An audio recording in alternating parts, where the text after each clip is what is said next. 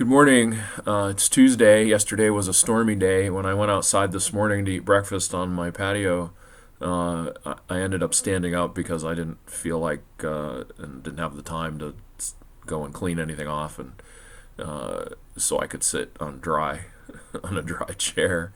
Um, I noticed that again and again, that rain seems to be cleansing. Everything seemed bright and shiny and clear, and the air is clearing up as it dries out a little bit this morning. Or it doesn't look like that outside my window now, but it did earlier when I was standing outside. Uh, and I thought, well, how fitting for today's passage. We're in Matthew 18, and this is the chapter where Jesus addresses accountability and sin and forgiveness and helping each other. And yesterday's passage was about being childlike in our faith, and we're left with some questions about that. And today's passage picks up kind of in the middle of one of those questions. These are verses 6 to 9. Jesus says, "As for whoever causes these little ones who believe in me to trip and fall into sin, it would be better for them to have a huge stone hung around their necks and be drowned in the bottom of the lake. How terrible it is for the world because of the things that cause people to trip and fall into sin. Such things have to happen, but how terrible it is for the person who causes those things to happen. If your hand or your foot causes you to fall into sin, chop it off and throw it away. It's better to enter into life crippled or lame than to be thrown into the eternal fire with 2 hands or 2 feet. If your eye causes you to fall into sin, tear it out and throw it away. It's better to enter into life with one eye than to be cast into a burning hell with 2 eyes." It's a pretty serious passage, right? The first question I had looking at it, trying to look at it freshly, was, now wait a minute, what about, who are these little ones? Are we still talking about children, or are we talking about someone else? Are we talking about the children of God, little ones who believe in me? Or are we still talking about children?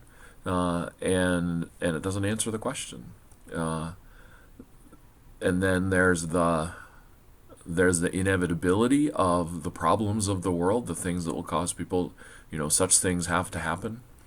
And then there's the condemnation for those who make those things happen. So, what do we do with this? And he ends with a statement of value, right?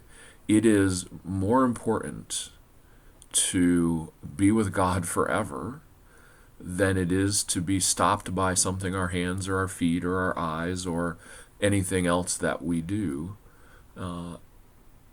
And this is consistent with what Jesus has already said, right? Well, those who want to save their life, in other words, live with God forever, must say no to themselves, must lose their lives.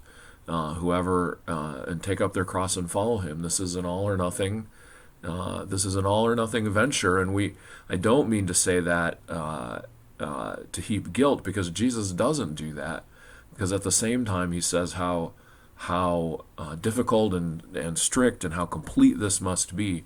The grace and the mercy and the forgiveness are flowing out of him, and I kind of view that partially as God's patience with us as we figure out how to follow him. So this passage today calls for confession. So here's a song, an old song. It might not be the melody that we think of when we think of "Create in Me a Clean Heart." This is the melody that I learned yesterday. I talked about sitting around the circle on the floor with our Bibles with the other teens and adults, and this is the confession song that we always sing. Create in me a clean heart, O God, that I might serve you. Create in me a clean heart, O God, and I will be renewed. So fill me and heal me, and bring me back to you. Create in me a clean heart, O God, that I might serve you. Amen.